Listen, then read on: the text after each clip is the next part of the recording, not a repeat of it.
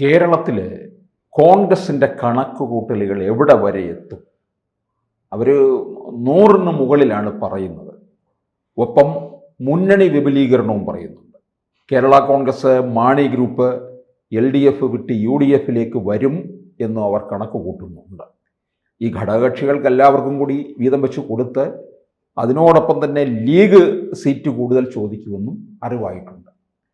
കോൺഗ്രസിന് ഒരു പക്ഷേ സീറ്റ് കുറയാനുള്ള സാധ്യതയാണ് കാണുന്നത്. അപ്പോൾ എന്തായാലും 100 സീറ്റിന് മുകളിൽ വരും, UDF അധികാരത്തിൽ വരും എന്നാണ്. പൊതുവെ കോൺഗ്രസ് ക്യാമ്പിലൊക്കെ തന്നെ വലിയൊരു ആവേശം പകർന്നിരിക്കുകയാണ്. KC വേണുഗോപാൽ കേരളത്തിൽ തന്നെ ക്യാമ്പ് ചെയ്യുന്നുമുണ്ട്. കോൺഗ്രസിൻ്റെ കണക്കുകൂട്ടലുകൾ യാഥാർത്ഥ്യമാകും. കേരള രാഷ്ട്രീയം ഒരു പ്രത്യേക സാഹചര്യത്തിലാണ് കേരള രാഷ്ട്രീയം പോകുന്നത്. നമ്മൾ ഈ കമ്മ്യൂണിസ്റ്റ് പാർട്ടി അധികം വീക്കാകാതെ നോക്കേണ്ട ബാധ്യത കോൺഗ്രസിനാണ്. കോൺഗ്രസ് നശിച്ചു പോകാതെ നോക്കേണ്ട ബാധ്യത CPMനാണ്. അങ്ങനെയുള്ള ഒരു എലിയും പൂച്ചയും കളിയാണ് ഇപ്പോൾ നടക്കുന്നത്. കാര്യം CPM തീരെ തകർന്നു പോയി കഴിഞ്ഞാൽ BJP കയറി വരുമെന്നുള്ള പേടി കോൺഗ്രസിനുണ്ട്. കോൺഗ്രസ് തീരെ നശിച്ച് കോൺഗ്രസ് മുക്ത ഭാരതമായി കഴിഞ്ഞാൽ ആ സ്പേസിൽ BJP വരുമെന്നുള്ള പേടി CPMനുണ്ട്. ഇപ്പം രണ്ടു പേർക്കും ഇപ്പോൾ ചില പാശ്ചാത്യ രാജ്യങ്ങളിലേക്കുള്ള ചില ഗുസ്തി മത്സരങ്ങൾ നമ്മൾ കാണാറുണ്ട്, അല്ലെങ്കിൽ സിനിമയിലെ സ്റ്റണ്ട് കാണാറുണ്ട്. അപ്പോൾ കാണുമ്പോഴത്തേക്ക് ഇവർ തമ്മിൽ ഭയങ്കരമായിട്ട് പോര് നടക്കുന്നതായിട്ട് നമുക്ക് തോന്നുന്നു. ഈ ഗുസ്തി കഴിഞ്ഞ് കഴിയുമ്പോഴത്തേക്ക് ഇവർ രണ്ടുപേരും കൂടെ തോളിൽ കൈയിട്ട് ചിരിച്ചുകൊണ്ട് നടക്കുന്ന കാണാൻ പറ്റും. കാര്യം ഈ പോര് ഇവർക്ക് ആർക്കും പരിക്കുണ്ടാകാറില്ല എന്നേ. അപ്പോൾ ആര് തോറ്റു കഴിഞ്ഞാലും അധികം നഷ്ടം ഉണ്ടാകാതെ നോക്കേണ്ട ബാധ്യത എതിരാളിക്കാണെന്നുള്ളതാണ് ഇതിനകത്തുള്ള ഒരു രസകരമായിട്ടുള്ള കാര്യം. കാര്യം CPMനെ തറ പറ്റിച്ച് കഴിഞ്ഞാൽ ആ സീറ്റ് ഇപ്പോൾ തിരുവനന്തപുരം കോർപ്പറേഷനിൽ സംഭവിച്ചത് അങ്ങനെയാണ്. കോൺഗ്രസ് തീരെ തറ പറ്റാതിരിക്കാൻ വേണ്ടിയിട്ടാണ് അവർ ശബരിനാഥനെ കൊണ്ടുവന്നതും ശബരിനാഥ് വന്നതുകൊണ്ടാണ് തിരുവനന്തപുരം കോർപ്പറേഷനിൽ 10 നിന്ന് അവർ 19 മാറ്റിയത്. അപ്പോൾ ഈ CPM തീരെയും നശിച്ചു പോയി കഴിഞ്ഞാൽ കോൺഗ്രസിന് ബാധ്യതയാണ്, കോൺഗ്രസ് തീരെ നശിച്ചു പോയി കഴിഞ്ഞാൽ CPMന് ബാധ്യതയാണ്. അങ്ങനെയുള്ളൊരു എതിരാളിയെ സംരക്ഷിക്കേണ്ട ഒരു അവസ്ഥയിലാണ് കേരള രാഷ്ട്രീയം പൊയ്ക്കൊണ്ടിരിക്കുന്നത്. കാരണം ഇവർക്ക് കോമൺ ശത്രു എന്ന് പറഞ്ഞാൽ യഥാർത്ഥത്തിൽ BJP ആണ്. പക്ഷേ ഇതൊരു കോമൺ ശത്രുവാണെന്ന് സമ്മതിക്കാൻ അവർ തയ്യാറുമല്ല. എന്തായാലും സാഹചര്യങ്ങൾ മുതലെടുത്തിട്ട് BJP 10-ൽ കൂടുതൽ സീറ്റുകൾ പിടിക്കുകയാണെങ്കിൽ കേരളത്തിൽ തൂക്കുഭരണമായിരിക്കും എന്നുള്ള കാര്യത്തിൽ നമുക്ക് സംശയം വേണ്ട.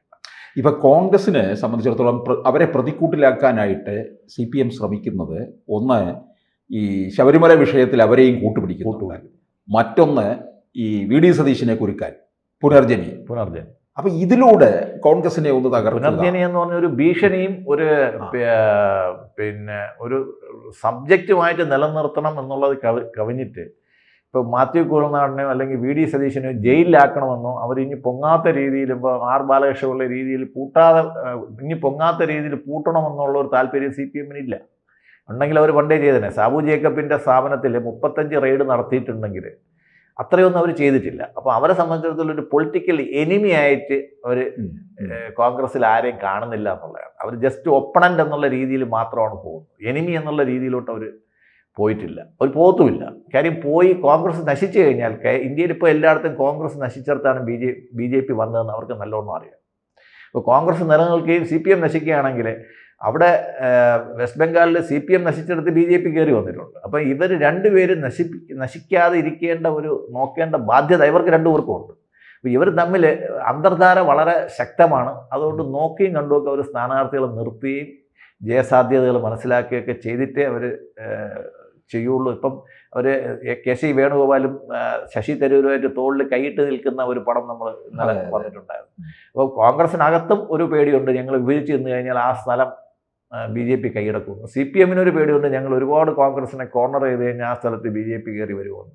അപ്പോൾ ഇത് വളരെ ലിക്വിഡ് സ്റ്റേജാണ്. നമുക്കിപ്പോൾ ഒന്നും പറയാൻ പറ്റില്ല. അവരുടെ ആദ്യം പറഞ്ഞ 110 സീറ്റ് ഞങ്ങൾ പിടിക്കുമെന്ന് പറഞ്ഞിട്ട് അത് 100 90 ഇന്നലെ 85 അവസാനം കനകോല് പറഞ്ഞു. 85 സീറ്റ് ഞങ്ങൾ പിടിക്കും എന്നാണ് പറയുന്നത്. ഇപ്പോൾ 85 സീറ്റ് പിടിച്ച് BJP കോൺഗ്രസ് അധികാരത്തിൽ വന്നു കഴിഞ്ഞാൽ അതിൽ 20 സീറ്റ് മുസ്ലിം ലീഗിൻ്റെതാണെങ്കിൽ കോൺഗ്രസിന് ഒരിക്കലും ഭരിക്കാൻ സാധിക്കില്ല. കോൺഗ്രസിന് കേരളം ഒരിക്കലും ഭരിക്കാൻ സാധിക്കാത്ത ഒരവസ്ഥയിലോട്ടാണ് പോയത്. കഴിഞ്ഞ ഈ UDF മുന്നണി കേരളത്തിൽ നിന്ന് അധികാരത്തിൽ നിന്ന് പോയതിൻ്റെ ഒരു കാരണവും തിരിച്ചു വരാത്തതിൻ്റെ ഒരു കാരണവും കഴിഞ്ഞ UDF ഭരണം വന്നത് വളരെ തിൻ മെജോറിറ്റിയിലാണ് വന്നത്. 2 സീറ്റിൻ്റെ മെജോറിറ്റിയിലാണ് അവർ ഭരിച്ചുകൊണ്ടിരുന്നത്. അപ്പോൾ മുസ്ലിം ലീഗ് പറയുന്ന എല്ലാ കാര്യങ്ങളും ചെയ്തു കൊടുക്കേണ്ട അവസ്ഥയിലോട്ട് എത്തുകയും അത് ഹിന്ദു ഭൂരിപക്ഷത്തിൻ്റെ ഇടയിൽ കോൺഗ്രസിനെ പറ്റിയിട്ട് ഒരു മതിപ്പില്ലാതാവുകയും ചെയ്തു. ഈ വോട്ടുകൾ എപ്പോഴും BJPയിലോട്ടാണ് പോകുന്നത്. ഈ ലീഗ് വിരുദ്ധ CPM വോട്ട്, കോൺഗ്രസ് വോട്ടുകൾ, അതായത് ലീഗിനോട് വിരോധമുള്ള കോൺഗ്രസ്സുകാർക്ക് വോട്ട് ചെയ്യുന്നവർ എന്തായാലും CPMന് വോട്ട് ചെയ്യത്തില്ല. ആ വോട്ടുകൾ BJPയുടെ പെട്ടിയിലോട്ട് പോകുന്ന ഒരു അവസരമാണ് നമ്മൾ കണ്ടുവരുന്നത്. അപ്പോൾ ഇനിയും ഒരു ഹിന്ദു ഔട്ട്റീച്ചിലോട്ടാണ് CPMും പിണറായി വിജയനും പോകുന്നതും. അതുകൊണ്ട് തന്നെയാണ് വെള്ളാപ്പള്ളിയെ അവർ ഏറ്റവും കൂടുതൽ സഹിക്കുന്നത്. പക്ഷേ ഈ BJP തദ്ദേശ തെരഞ്ഞെടുപ്പിൽ ഉണ്ടാക്കിയ ഒരു വിജയം കോൺഗ്രസ്സുകാരെ അങ്കലാപ്പിൽ ഉണ്ടാക്കുന്നുണ്ട്. കാരണം BJP എവിടെ നേട്ടം ഉണ്ടാക്കുന്നുണ്ടോ അത് കോൺഗ്രസിന് നഷ്ടമായിരിക്കും.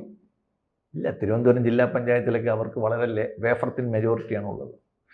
നമ്മൾ ഈ കോൺഗ്രസിന് വലിയ വിജയം ഉണ്ടായി എന്ന് നമ്മൾ പറയുമ്പോഴത്തേക്കും മലപ്പുറവും കോട്ടയം കഴിഞ്ഞു കഴിഞ്ഞാൽ വലിയ വിജയമൊന്നും അവരുടെ ഉണ്ടായിട്ടില്ല.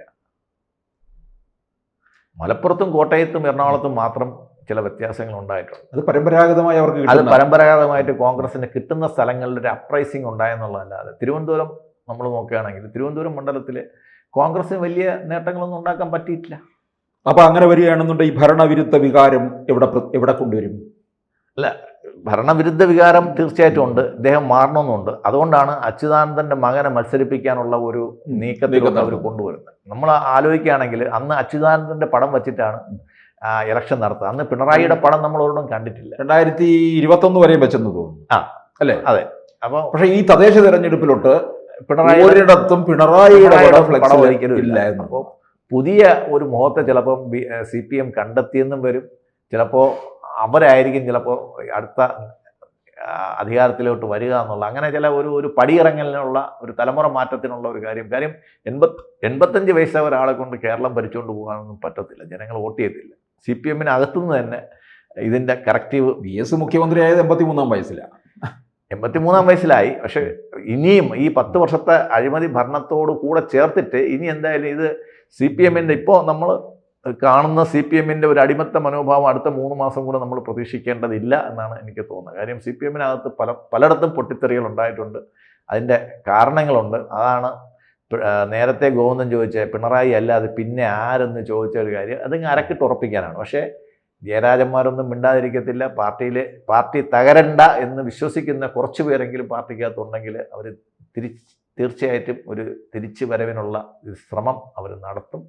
അതിന് വേണ്ടിയിട്ട് ചില ബലി കൊടുക്കലുകളൊക്കെ ചിലപ്പോൾ ഉണ്ടായെന്ന് വരും. അസുഖം കാരണം അദ്ദേഹം ഹോസ്പിറ്റലൈസ്ഡ് ആയിപ്പോയി. അതുകൊണ്ട് ഞങ്ങൾ വേറൊരു നേതാവിനെ വയ്ക്കുകയാണ്. അദ്ദേഹത്തിൻ്റെ എല്ലാ നേതൃത്വം ഉണ്ടാവും, പക്ഷേ ഞങ്ങൾ വേറൊരാളെ വയ്ക്കുകയാണെന്ന് പറയുന്നു.